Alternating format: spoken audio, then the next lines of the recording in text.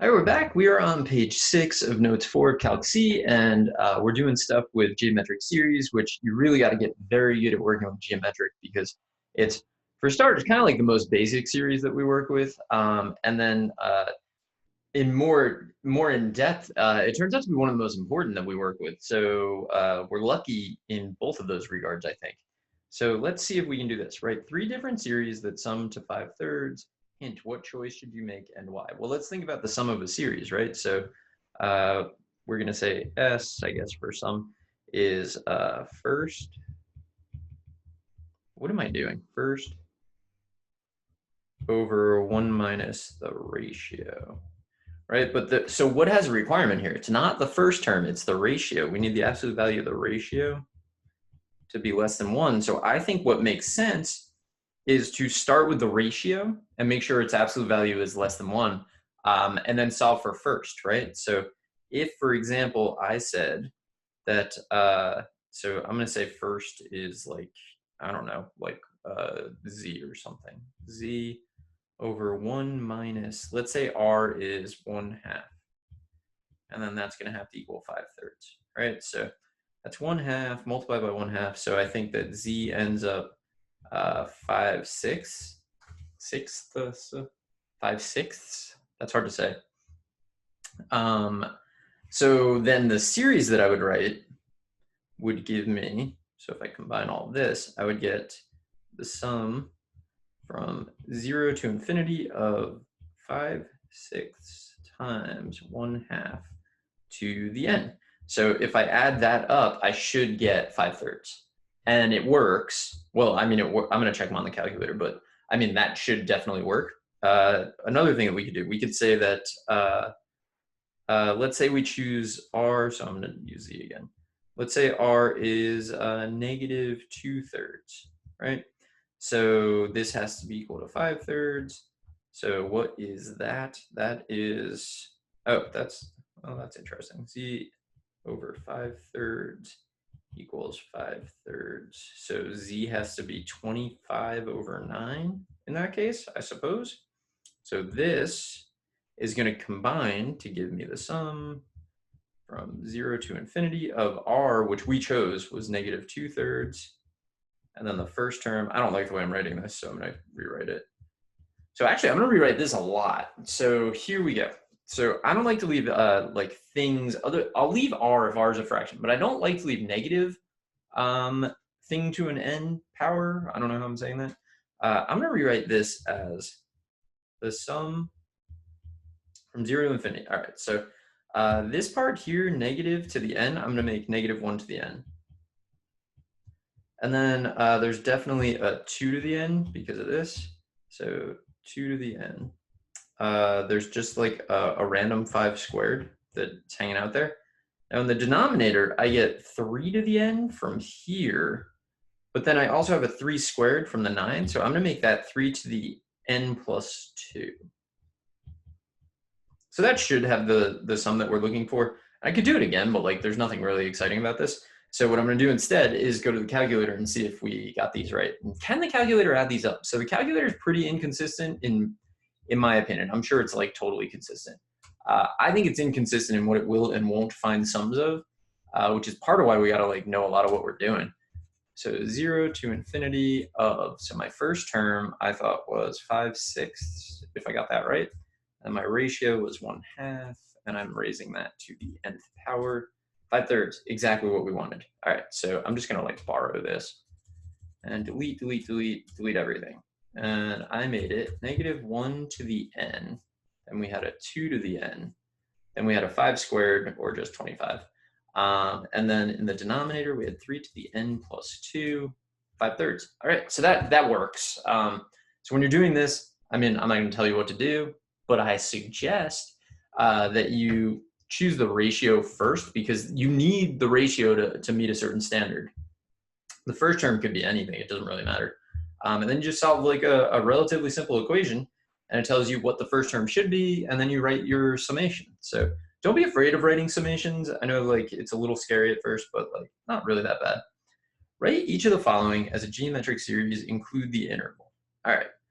So this is also, I think, not going to be a problem, really. What we need to remember, though, is that if we have, let's say like x to the n, that's always going to be 1 over 1 minus x. But in general, we're looking at the first term over 1 minus the ratio. First term over 1 minus the ratio. So let's write that. So we want first term over 1 minus the ratio. So this is important because we're going to try to match this to what we're given. So here, for example, this one, not quite right, but almost right. I'm going to rewrite this as 1 over 1 minus negative x. Okay, so why would I do that? Well, once I've done that, the absolute key feature is that you need this 1. Because once you have that as a 1, you can always, your next key feature is that minus. And then once you have that, this is going to be r, and then your first term is going to be up there. So, I mean, that was like a lot of highlighting, but so this is going to be equal to the sum from 0 to infinity of the first term, which is 1, and then the ratio, which is negative x to the n. So can I go through and highlight again? So this is our first term, and then this is our r. But I'm not going to leave it like that. Also, I need the absolute. So r is negative x, so we need the absolute value of negative x to be less than 1. So here, we need the absolute value of x to be less than 1. Again, I'm not going to leave this, though, because I don't really know. Do I just have like weird habits, maybe? I don't like leaving a product to a power. Just like, I don't know. I think that long term, you're better off not doing that. But anyway, that's what we're going to get. So what you can do, what I'd encourage you to do, is a couple of things. One, it's never, for whatever reason, you never really talk about this, and including me, never really talking about it.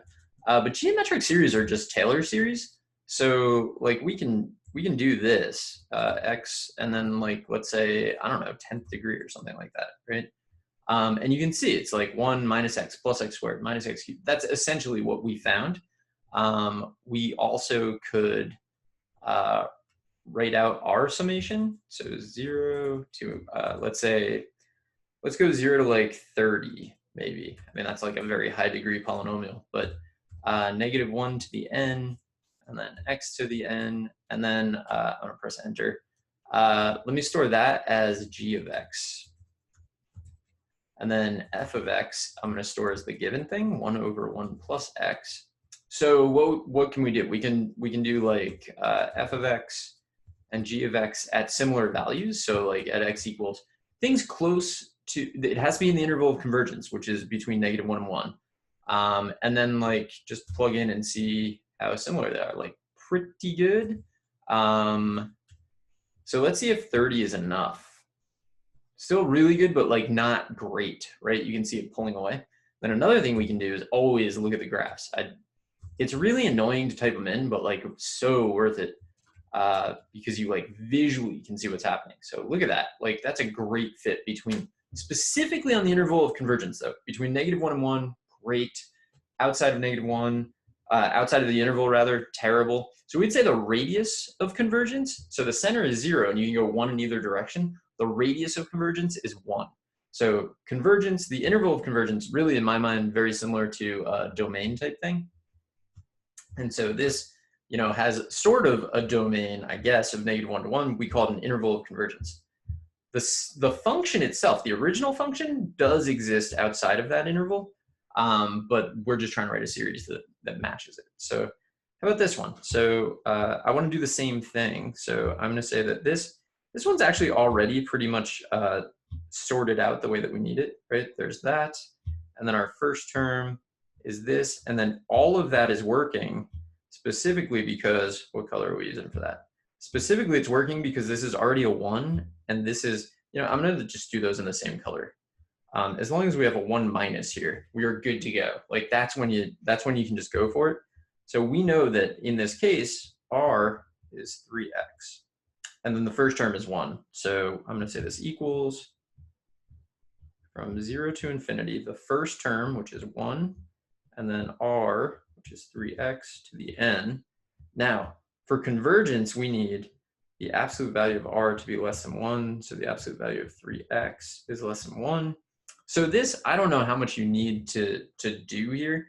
The absolute value of 3x is the absolute value of 3 times the absolute value of x, which means 3, the absolute value of x is less than 1, so the absolute value of x is less than 1/3.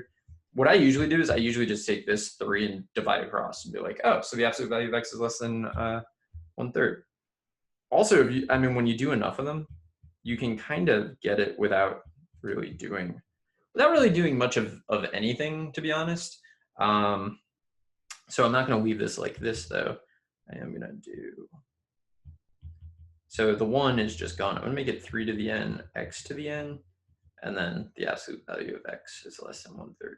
You could say -1/3 to 1/3. That's totally fine. It doesn't really make a difference. So let me just highlight again. This was our first term, and then this is our r. So it's always first term times r to the n, and then it's like, how much simplifying can you do, or how much do you want to do, I guess. All right, let's do 1, 2. I'm going to do 2 more in this video, and then I'll come back in the next one and do a little bit more. All right, so first issue, not first issue, it's like the issue. This is not, is that the right color? Nope, wrong color. This is not 1 minus, right? So my first objective is to get that to be 1 minus. So what I'm going to do is divide. You can either think of it as factoring 4 out of everything in the denominator, which is fine. I prefer to think of it as dividing everything I see by 4. So basically I'm multiplying by 1/4 over 1/4, which is totally fine. I find it a little easier because, like, conceptually, I think that things end up looking better when you do that. Now we're good to go. So the question is, what's r and what's our first term? But you can see those. So we get this. So r is x over 2. So think about convergence, right? We need the absolute value of r to be less than 1, which means we need the absolute value of x to be less than 2. So that's going to be the interval of convergence. So we're going to make sure we write that. And then we'll say that f of x is the sum from 0 to infinity of the first term, which is 1/4, and then the ratio to the n, and then the absolute value of x has to be less than 2. All right, so things are, this is our ratio, and this is our first term. And then I'm not going to leave it like that because there's some things we can do, right? So I'm going to say, I see that, like, I can use base 2, a base of 2 for everything, right? 1/4 is 1/2 squared, so that's 1 over 2 squared. In the numerator, all I end up with is x to the n. In the denominator, this part right here is 2 squared. This gives me 2 to the n, so that's 2 to the n plus 2. 2 to the n plus 2. And then we said the absolute value of x has to be less than 2. Then I said I would do 1 more. So this is a really similar problem, I think. So initially I look at it and I'm like, well, problem, because of that, right? That's not 1 minus. I need to force that to be 1 minus. So what I'm going to do, should I do it in 2 steps? Probably. First, I'm going to make it a 1. So I'm going to divide everything I see by 2. Just everything you see, divide by 2. So in the numerator, you get 4 over 2, which is 2. You get 1 plus 8 over 2 is 4x. Okay, so it's still not good enough because it's not 1 minus. So now I'm going to make it 2 over 1. You can always fix a plus by doing minus a negative. So minus, and I like to put in parentheses like this. And now I see that I have my 1 minus, which is good. I have, this is r, and then this is x. All right, so we're good to go. So r is negative 4x. So I need the absolute value of negative 4x to be less than 1, which means the absolute value of x has to be less than 1/4. Right, so the negative sign gets killed by the absolute value, like first, as soon as you write it, it's just gone. And then you can just divide by the 4 because the 4 is a constant multiple and you can take that out of the absolute value and divide. So that's going to be our interval of convergence. I kind of like got away, I should go back and do all these on the calculator. which I don't know if you have the patience for. Maybe I'll do it at the end so you can like, you know, get out of here if you're not really interested. So here we go. I won't, well, maybe I won't look at all of them. I probably will though. All right, so first term, 2, and then r, negative 4x to the n, and we need the absolute value of x to be less than 1/4. All right, so just to clarify what things are, this is our first term, and then this is r. So I hope this is helpful because it's really annoying to like write all those things. All right, so what am I gonna do? let me just go over here really quickly and say that negative 4x to the n is the same as negative 1 to the n, and then 4 to the n, and x to the n. But then 4 to the n is the same as 2 squared to the n, so 2 to the 2n, and x to the n. So I'm going to use that right now, which is why I was showing that. So we get 0 to infinity. All right, so definitely a negative 1 to the n, and you almost always lead with that because it's really important to know if a series is going to alternate or not. That's why you want to like see that negative 1 to the n. Sometimes negative 1 to the n plus 1. You want to see it just sitting there so you know what you're dealing with like right from the get-go. And then the 4 to the n we said was 2 to the 2n, and then there's another 2, so I'm going to say 2 to the 2n plus 1, and then x to the n, and the absolute value of x less than 1/4. So this would be my final answer for this problem. So I'm going to go to the calculator now. I'm pretty confident all of these are right, but you know, I think it's important to look at things from multiple perspectives. So I want to like show you that I'm valuing that. So let's see, for b, I'm going to just define some things. F of x is 1 over 1 minus 3x. G of x, I guess I'm going to make the summation thing. So g of x is going to go from 0 to, what should we go to? Let's go to 30. 30 is a lot of terms, which is why I'm like pretty comfortable doing that. 3 to the n, x to the n. So I know that if I pick a value between negative 1/3 and 1/3, I should get something really similar. Like they won't be exactly the same except at 0, which is the center. So like at 0, they're both going to give you, why are you giving me that? Why is g of x undefined at 0? 0, it should just be 0. I think that's well, I mean, I know that that's some sort of flaw. I don't know why it's doing it though. So like 0.1, 0.2 should be a little, well, nope. 0.3 is getting really close to 1/3. So I would expect them to start peeling away, and then it will, right? So if I add more, it's going to get worse and worse. But that's because I only did 30 terms, and also it doesn't converge at 1/3. It converges on the open interval negative 1/3 to 1/3. So I think everything that we've done here is pretty compelling. If you don't, I highly recommend the graphs. F of x, g of x. Change your window so that it like reflects the interval of convergence. So let's do negative 1/3 minus like 0.1, I guess, and 1/3 plus 0.1.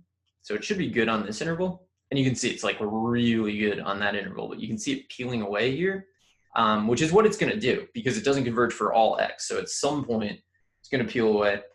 You could play with that with all of the other ones. I recommend it. I actually don't know what's going on with g of 0. Why is it saying undefined? It should be like 0 plus 0. It should like order of operations, plug in 0, get 0, and then just try to add up zeros and give you 0. I don't know. I don't know why it's doing that. So maybe they always have, oh, why would it give you that? 0. 0 to the 0. So what are your terms? What is g of x? Holy cow. And then, so plug in 0 such that x equals 0. There you go, 1. I don't know. Hard to say what is going on there. But anyway, it should give you the same value. And it does. So I'm gonna go back to the notes and we'll put an end to this video, and then I will come back in the next one. I'm gonna do 2 more that are like this, and then 2 problems that are not exactly like this, but are pretty important. So we shall see. So anyway, I'll see you in the next one.